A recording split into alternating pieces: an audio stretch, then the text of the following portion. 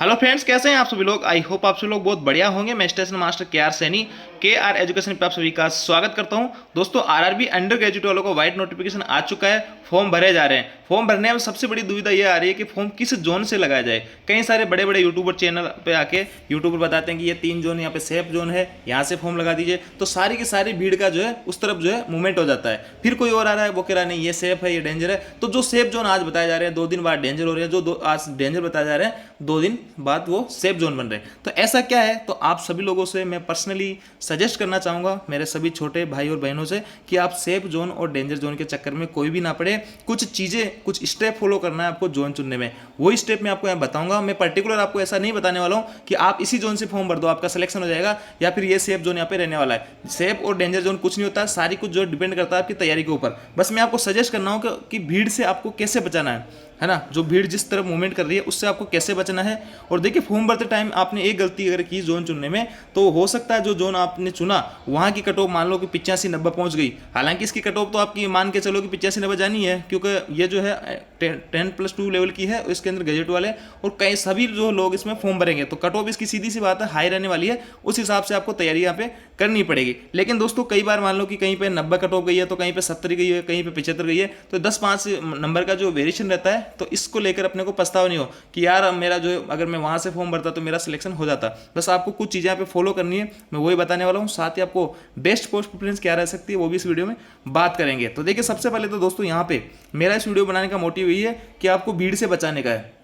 दूसरा, आप पिछली कट ऑफ से कोई भी लेना देना नहीं है, इसके चक्कर में बिल्कुल ना पड़े। सारे यूट्यूब पे आपको ये चीज़ देखने को मिलेगी कि देखिए पिछली कट ऑफ इसकी ये रही है, यहाँ से पिछली कट ऑफ कम थी, यहाँ से आप फॉर्म लगा दीजिएगा। ऐसा बिल्कुल भी नहीं दोस्तों। मैंने पिछली जो भर्तियाँ रही है, NTPC की देख लो, चाहे आप ग्रुप D की देख लो, कई सारी जगह ऐसी है जहाँ पे पिछली भर्तियों में कट ऑफ कम थी और अगली भर्तियाँ जब आई तो बहुत ज़्यादा कट ऑफ, सबसे हाई कट ऑफ वहाँ की रही है। मैं पिछली भर्ती की बात करूँ ग्रुप D में, तो 2018 वाली जो भर्ती थी गुवाहाटी की वैकेंसी जो कट ऑफ थी बहुत कम थी, लेकिन 2019 में वहाँ से बहुत जो बम्पर फॉर्म भरे गए और वहाँ की जो है कट ऑफ बहुत हाई यहाँ पे चली गई। तो ऐसा कोई भी जो पिछली कट ऑफ से कोई भी लेना देना नहीं है। हालांकि थोड़ा सा आइडिया लग जाता है कि हाँ भाई साउथ जोन वगैरह में उधर जो है कट ऑफ थोड़ी सी कम रहती है, अपने इधर NR और पटना वगैरह हो गया, अजमेर हो गया, इनसे थोड़ी, तो ये तो जाहिर सी बात है, ये इधर जो है थोड़ा कंपटीशन ज़्यादा होते हैं, पढ़ने वाले लोग इधर होते हैं। और साउथ में थोड़ा सा जो है कट ऑफ यहाँ पे डाउन रहने का ये रहता है कि थोड़ा सा रिमोट पड़ जाता है और इधर के लोग जो है थोड़ा कम पढ़ाई में कम इंटरेस्ट लेते हैं। और देखिए, एक मेडिकल स्टैंडर्ड को लेके ही आपको फॉर्म भरना है। जो भाई जिस पोस्ट में मेडिकल फिट है उस पोस्ट को ऊपर रखना है।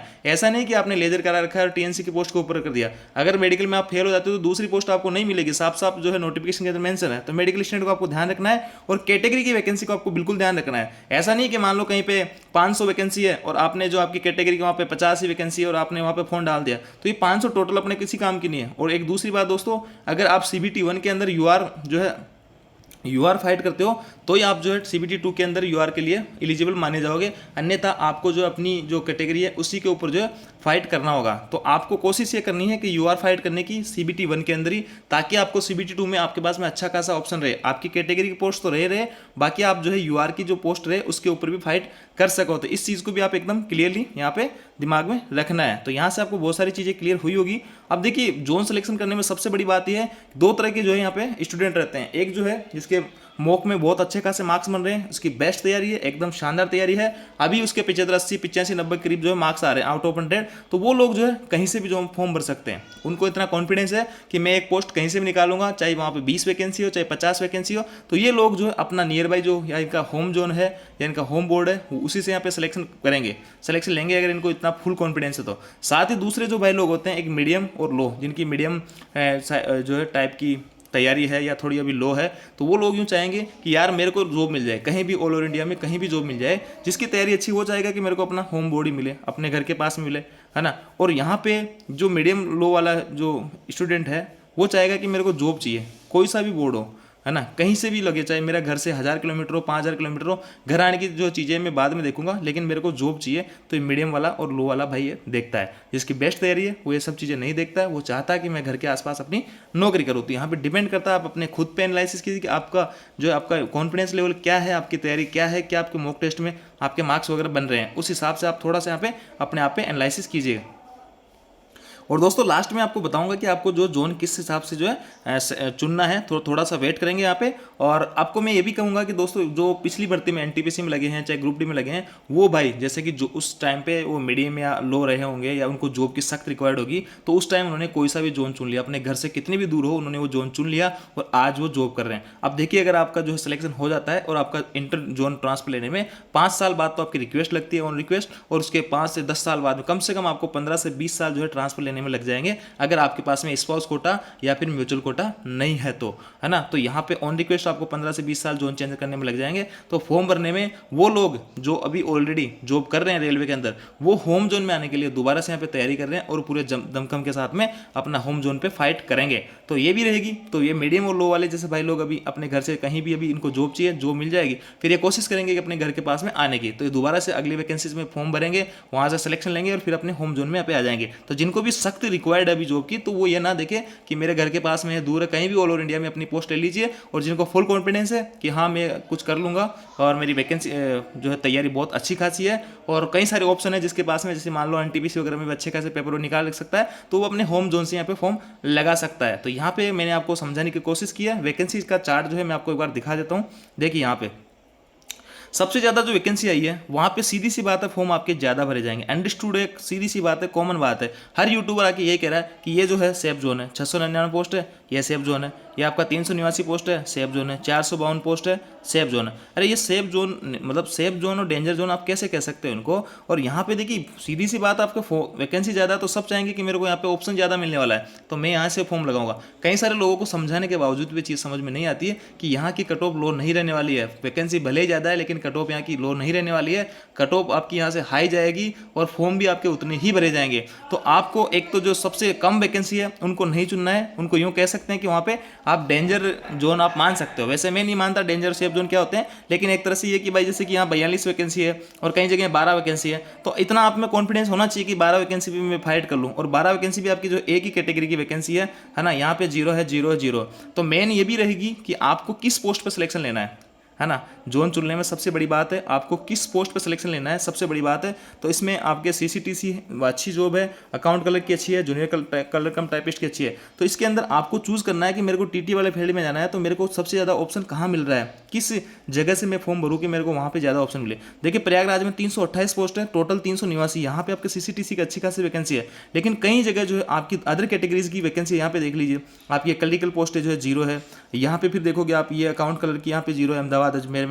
फिर आप इधर देख लो यहाँ पे 0 आपका ट्रेन कलर की अजमेर बेंगलुरु में। तो आपको पहले डिसाइड करना है कि मेरे को किस पोस्ट पे सिलेक्शन लेना है। उसके बाद में आपकी कैटेगरी की पोस्ट देखनी है कि किस जोन में ठीक ठाक आपकी वैकेंसी है, ना सबसे ज़्यादा ना सबसे कम, मीडियम साइज की वैकेंसी आपकी किस जोन से है। और ऑल ओवर वैकेंसी भी आप यहाँ पे देख सकते हैं। तो देखिए सबसे पहले ऑल ओवर वैकेंसी आपको दिखाता हूँ मैं यहाँ पे 452 वैकेंसी आपकी कोलकाता से है, 699 वैकेंसी आपकी मुंबई से है और 389 वैकेंसी आपकी ये है। तो ये जो है हाई वैकेंसी वाले जोन यहाँ पे हो गए हैं। फॉर्म भी इसी हिसाब से यहाँ पे जाएंगे और आपको फॉर्म जो है यहाँ से नहीं भरना। जैसे कि ये 12 पोस्ट है यहाँ से आपको एक तरह से आप इसको यहाँ कह सकते हैं कि बहुत ज़्यादा कंपटीशन रहने वाला होता है। और यहाँ पे 16 पोस्ट आपकी है, यहाँ से आपको फॉर्म नहीं भरना। हो सकता है किसी कैटेगरी की तो इनमें पोस्ट भी नहीं हो, तो कैटेगरी आप जरूर देख लीजिएगा।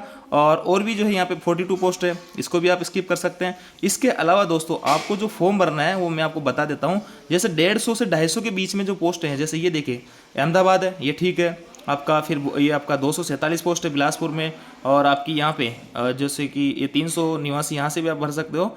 112 पोस्ट तिरुवनंतपुरम में है, 194 पोस्ट आपकी जो है यहाँ पे, हालांकि चंडीगढ़ आप ये चेन्नई में है, यहाँ से भी आप फॉर्म डाल सकते हो। गोरखपुर से 120 पोस्ट है।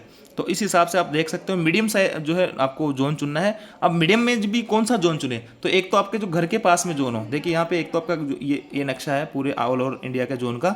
यहाँ पे मान लेते हैं कि कोई बंदा जयपुर का है, आरआरबी अजमेर के थ्रू फॉर्म डालना चल रहा है या यहाँ उसका होम जोन पड़ता है। लेकिन दोस्तों यहाँ पे वैकेंसी कम है, वो चाहता है कि मेरा इसमें सिलेक्शन नहीं हो पाएगा, तो फिर उसको नियर बाई यहाँ पे जैसे अहमदाबाद हो गया, WCR हो गया, या फिर NR के अंदर जहाँ NR में जो राजस्थान के टच में है वहीं से जो है उसको फॉर्म डालना चाहिए। एनालिसिस करके कहाँ पे ठीक ठाक वैकेंसी है तो वहाँ पे उसको फॉर्म डालना चाहिए। अब यहाँ वाला बंदा अगर यहाँ डाल देता है, यहाँ डाल देता है फॉर्म, तो उसको जो है यहाँ पे आने जाने में 1-1, 2-2 दिन लग जाएंगे। और रेलवे के अंदर जो है छुट्टियों का बहुत ज़्यादा इश्यूज रहता है। तो इस हिसाब से आप यहाँ पे जोन चुन सकते हैं। आप आपके जोन में वैकेंसी नहीं है तो आपके आसपास नियर बाई जो जोन है वहाँ पे वैकेंसी आप चुनिए। मीडियम साइज़ की वैकेंसी देखिए, ना सबसे कम ना सबसे हाई। उसके अंदर भी आपकी कैटेगरी की पोस्ट जो कौन सी जो है जगह आपकी कैटेगरी की पोस्ट ठीक ठाक है जो आप जोन चुन रहे हो उसमें, और आप जिस पोस्ट पे जाना चाह रहे हो, सीसीटीसी, अकाउंट क्लर्क या फिर जूनियर क्लर्क, उनमें से कौन सी पोस्ट जो है किस जगह पे ठीक ठाक है, उस हिसाब से आप यहाँ पे जोन का एनालिसिस कीजिएगा। बाकी मैं यहाँ पे आपको किसी को नहीं कहूँगा कि ये सेफ जोन है या ये डेंजर जोन है, आप ये जोन चुनिए पर्टिकुलर या नहीं चाहिए।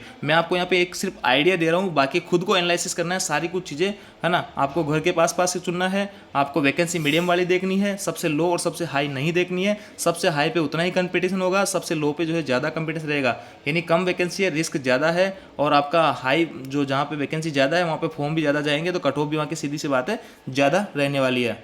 तो ये 3 चीज़ें आपको देखनी है फॉर्म भरते टाइम। मीडियम जोन आपको चुनना है, नियर टू होम को प्रेफरेंस देनी है, कैटेगरी की वैकेंसी को प्रेफरेंस देनी है, और चौथी बात आपको मेडिकल को प्रेफरेंस देनी है। आप जिस मेडिकल कैटेगरी में फिट हो उसी पोस्ट को आप ऊपर डालना। ये सब चीज़ें ध्यान रखना दोस्तों। अगर इनमें कहीं गलती होती है तो बाद में बहुत बड़ा खामियाजा आपको भुगतना पड़ेगा। वैकेंसी वही है, 4-5 साल बाद आपको हो सकता है देखने को मिले, तब तक आप यहाँ पे कई लोग ओवर एज हो जाएंगे। तो ये इस मौके को अंतिम मौका समझ के आप यहाँ पे फॉर्म भरना और पूरी मेहनत से जी जान से जो है अपनी तैयारी में जुट जाना। बाकी यहाँ पे ज़्यादा जो दिमाग नहीं लगाना है। एक बार आप जोन चुन लो, उसके बाद में ये नहीं कि मैंने गलत चुना है सही चुना, आपको पूरा जी जान से उस पर जोक देना है। और जैसे कि हमेशा की तरह यहाँ पे जो आपका हाई जो कट ऑफ जहाँ रहती है, जैसे कि अजमेर वगैरह हैं, आपका चंडीगढ़ वगैरह हैं, इनसे जनरली कट ऑफ ज़्यादा ही रहती है हमेशा। लेकिन दोस्तों ऐसा भी नहीं है। एनटीपीसी में आपने देखा होगा, पिछली जो एनटीपीसी आई थी आपकी 2019 वाली, वहाँ पे कई बार जो है अजमेर से भी ज़्यादा कट ऑफ कई जगह की गई है। तो ऐसा मत समझना कि यहाँ पे कट ऑफ जो है कम रहेगी, कैसे रहेगी, क्या रहेगी। तो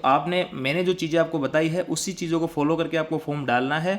बाकी सारा कुछ आपको आगे अपनी तैयारी पे छोड़ देना है कि मेरी जो तैयारी बेहतर रहेगी तो मैं सिलेक्शन ले लूँगा, है ना। इतना आपको कॉन्फिडेंस रखना है और अपनी तैयारी को बेहतर बनाना, बेहतर से बेहतर। बाकी ऑल द बेस्ट आप सभी लोगों को। और यहाँ पे अगर मैंने जो जोन का आपको बताया है सिलेक्शन करने का, इसमें कहीं भी हो सकता है मैंने कुछ गलत बोला हो, तो आप कमेंट करके बता सकते हो कि नहीं सर आपने यहाँ पे गलत बोला, ये चीज़ें ऐसी नहीं ऐसी हो सकती थी। और आप अपना कौन सा जोन, कौन से आरआरबी से आप फॉर्म भर रहे हो वो भी कमेंट करके जरूर बताना, ताकि पता लगे कि किस आरआरबी से ज़्यादा यहाँ पे फॉर्म भरे जा रहे हैं। तो ये थी दोस्तों आपको आरआरबी चुनने को लेके, कैसे जो है आपको आरआरबी सेलेक्ट करना है, कैसे आपको जोन सेलेक्ट करना है। छोटी सी मेरी तरफ से कोशिश रही है। बेस्ट पोस्ट प्रेफरेंस का जो है मैं अलग से कोई वीडियो बना दूंगा, या मैंने कल बता दिया था शॉर्टली, तो आप वो वीडियो जाके देख सकते हैं। वीडियो ऑलरेडी काफ़ी लंबा हो चुका है। बाकी मिलते हैं नेक्स्ट वीडियो में। Thank you.